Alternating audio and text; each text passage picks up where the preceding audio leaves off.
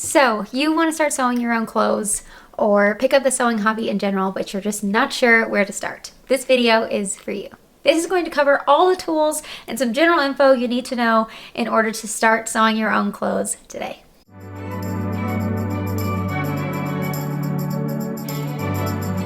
Hello, welcome to my channel, CaitMakes, the channel where I make things. I have been getting more and more comments asking for this kind of video. If you're starting sewing, then I'm sure you've Googled, what sewing machine should a beginner use? What beginner tools do I need to start sewing? All those typical questions. This is going to be what you need just to get started, just to see if you even like sewing maybe, before you start investing a bunch of money in this hobby, because possibly the first thing you need to know is that sewing can get expensive very quickly. So good to make sure that you really enjoy it before you invest a lot. So I think the first question most people ask, and the one that I've been asked many times, is what sewing machine should I get to start?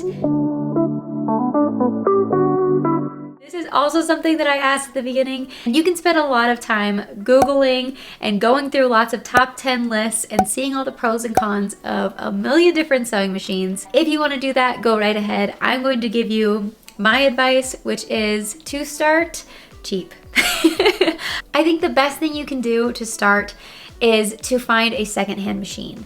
Ask friends, ask family if they have an extra one that you can borrow, that you can use. I think this is something that's more common than we think. A lot of people have some sitting in their garages. I did not have access to that, so I went onto Facebook Marketplace and found a machine under $100. That was kind of my threshold. I decided if I don't like sewing, at least I only wasted, $100 or so. And if you're just starting out, pretty much any machine is going to do what you need it to do. You don't need a bunch of bells and whistles. You don't need one that's digital. You really just need something that's going to sew straight lines for you, maybe do a buttonhole, like really, really basic stuff. So I say get your hands on a cheap sewing machine and then see if you like it and invest later. I didn't upgrade my sewing machine until I'd been sewing for about 1.5 years, almost 2 years. I probably made 20 garments on that machine. I'm not really sure the exact number, but it definitely got me by. And when I was ready to upgrade, I got a nicer machine, and that worked perfectly for me. I went with Singer sewing machines because that was just a brand I was familiar with, but I really don't think the brand matters all that much to get you started. I would also say to try and avoid getting a super digital machine. My first machine was really pretty manual and didn't have any digital components, and I'm actually really happy about that because it just taught me a little bit more about how mechanics of the sewing machine really worked, and I was able to really easily open it up and see what was happening inside, and if there was any issues, I kind of figured out how to fix it. So it is really handy to start with a more simple machine that you can really get your mind around and get the mechanics of, so that you can learn a little about it and so that you can fix little things that happen without having to take it in for any little thing. I highly recommend reading your sewing machine manual. If you're buying secondhand, it's possible you won't have the physical manual. For most machines now, you can Google the manual and find it online, so definitely check that out also. But yeah, that's my 2 cents on machines. Feel free to do a bunch of research and use people's opinions with a lot more sewing machine knowledge than my own, but that is what has worked for me. I think as far as bang for your buck and keeping things low risk when you're starting a new hobby, I really think that that's the best way to go about it. Okay, now that we've covered the big thing, the second most important tool you are going to need when you start sewing is a seam ripper. This is going to be your new best friend if you start sewing. Guaranteed, if you sew, you are going to make mistakes. As permanent as it may seem when you start, luckily, you can undo pretty much anything you do, other than cutting your fabric. Any bit of sewing you do can be pretty much erased by this magical little tool. So this is high priority. On that note, I think the best thing you can do is get a little sewing kit. There's a lot of different options for this. I think they range from $6 to $10 for the most part. This is no longer a fully equipped one because I have taken things out of it and organized them in different ways. But a little kit like this is going to come with some tailor's chalk, some little scissors, a measuring tape, some little pins, a tiny seam ripper, some needles, a thimble, just a lot of the basic things that you need can be covered in something like this. If you end up loving it and sew quite a bit, you're definitely going to want to upgrade pretty much everything in this little bag. Some things are still going to be useful, but this is a great way to start, and it gets you a little bit of everything you need. So I'm going to go over all the details of basically what's in here. These are all essential tools, but kind of give you some more info on you know, if you're going to sew more than a couple garments, you're going to want some nicer versions of these things. The next most important thing, and the thing that you are never going to look at the same, is scissors. Most people have a pair of scissors in their house. They use it for everything. You open packages with it. You cut paper, you cut loose threads, you maybe cut fabric. You cut anything, they're scissors, right? So that will no longer be what happens once you start sewing. So you need a dedicated pair of fabric scissors. These are going to be extra sharp scissors, and you are only going to use them for fabric. No matter what. No matter what, you're not going to cut anything else but fabric with these scissors, because trying to cut fabric with anything less than very sharp, pretty much perfect scissors is a nightmare, and you will hate it. So you're definitely going to need some fabric scissors. On that note, you're going to need some regular scissors if you don't already have some. These are my, paper cutting scissors. Something that's really common once you start sewing is using sewing patterns, which are made of paper. Do not cut paper with your fabric scissors. Cut them with your paper scissors. The other pair of scissors that I would really recommend for a beginner, and I don't think is on everyone's beginner list, is pinking shears. These are the little zigzag scissors that you may have used as a kid. That was how I was familiar with them. But they actually have a purpose. They help keep fabric from fraying. It's not perfect, but they help a lot compared to just a straight cut from regular scissors. So when you're starting out, if you're making clothes, you're most likely not going to have a serger, which is a whole nother machine. It's how a lot of, commercially made clothes are finished in order for the insides to not fall apart. The thing you can do is French seams, but that's kind of a whole nother skill. So really, this is the best thing you can do. And it often just makes fabric a lot easier to work with doing this first. So yeah, definitely highly recommend these.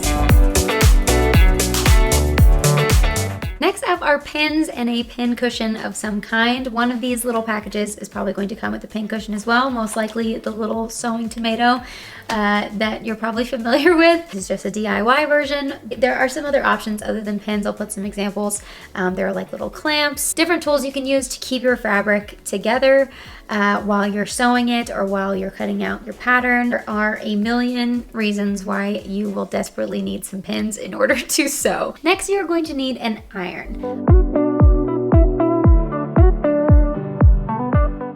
I went many years of my life without owning an iron. I did not iron any of my clothes. This might be something that you're thinking you can breeze over. However, an iron is absolutely necessary for sewing. You are going to be doing a lot of ironing. You really need to iron all your fabric before you sew with it. And then after you sew each seam, you have to iron over it in order for it to be flat, in order for it to lay nicely. If you don't use an iron throughout sewing, your results are not going to be what you want them to be. An iron is just way more important than you might think it is in sewing. So definitely get an iron. You don't need anything fancy, but you definitely need one. I would recommend an ironing board as well of some kind. Of course, there are always ways to make do without these things, but you're gonna want an ironing board. And then thread, of course, is another part of sewing. Just for a quick beginner overview, know that if you go into a fabric store or something, you are going to go look for thread, and then you are going to immediately be overwhelmed by the different kinds of thread that you did not know existed. It's too much! It's too much! There are aisles and aisles of thread, and just know that all-purpose thread is what you want to start. All-purpose thread is named very aptly. You can use it for pretty much all purposes and it will get you by. So find the all-purpose section and go there at the beginning. As you get more advanced, there'll be different threads you'll want to use for different things, but for the most part, you can really get away with using all-purpose thread for everything. So it's also much more affordable. There are some expensive threads out there, and to the beginner eye, it looks like thread, so you might end up buying, $8 thread and have no idea why it was so expensive. There are cheaper ones. Just make sure you're in the all-purpose section. Also in that kit is the measuring tape. This will also be used a lot. Once you start sewing, you will realize that your personal measurements can fluctuate a lot. It's always good to check your measurements before you make something, and different patterns and different companies use different sizing methods, and all of it is based on your measurements. If you think you're a size 4, I can guarantee you're not going to be a size 4 in every sewing pattern.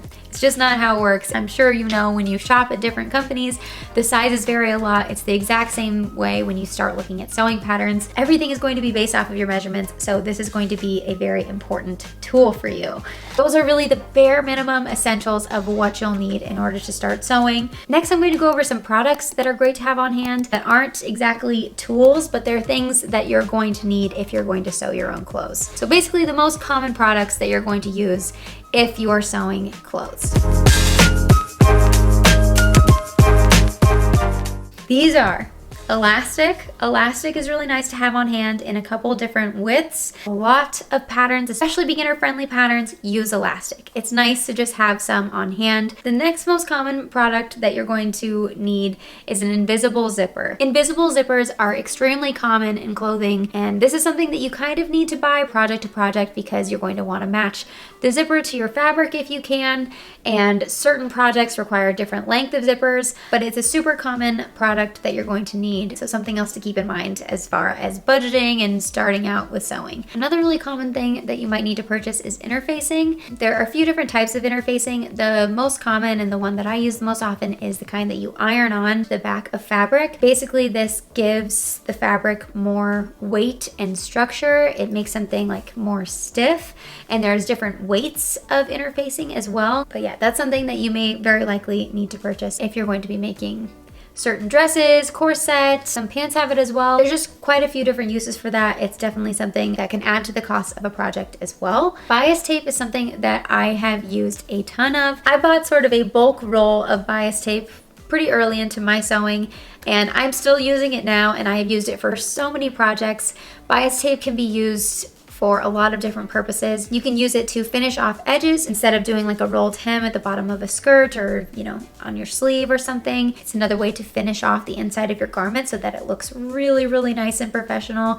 It's another way to get by without a serger machine. You can also make your own bias tape. It's not super hard, but it is something that's really nice to have on hand and is something that you could very likely need to purchase and something to be aware of. There are a million other little things like that you may need project to project, like boning or grommets, a lot of different things depending on what you're making, but those are just kind of some of the most common ones to be aware of that can add to your costs, and depending on what project you're doing, could be needed for your very first project. And then the thing that I obviously didn't cover that's very important is fabric.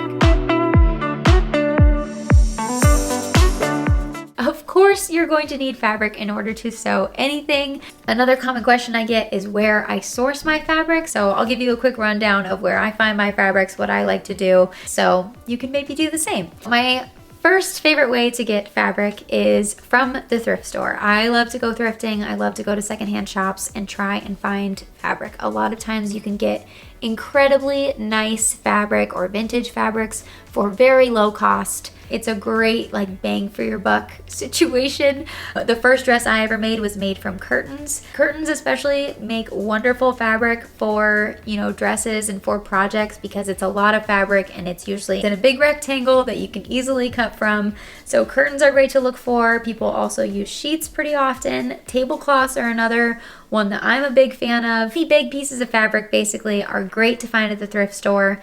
And again, you can just get really nice quality for low cost. Another option is, of course, in-person stores like Joann's, or if you have them in your area, local sewing shops, of course, are great. Always great to support local. And then my other favorite is Etsy. I love to go on Etsy and find fabric. As usual with Etsy, you can find really, really unique options. If you're using a pattern, make sure you're always looking at the fabric recommendations. It will tell you what kinds of fabrics you should use. The more you sew, the more familiar you'll get with different types of fabrics. As a beginner, the most important thing to look for is if an item should have stretch or if it shouldn't. The fabric I recommend starting with, and that most people recommend starting with, is cotton. It is the easiest to work with for sure. Something without stretch, something a little bit sturdier and thicker like that, and not slippery is going to be the best thing to start with. It's important to be aware that different projects require different kinds of fabric. You can't just use any fabric you please on anything. My other big recommendation is to try to use natural fibers as much as possible, partially for sustainability reasons, and then also just for longevity. Natural fibers typically last a lot longer. So when in doubt, go with natural fibers. And then the last thing I'm going to go over is just a quick overview for patterns.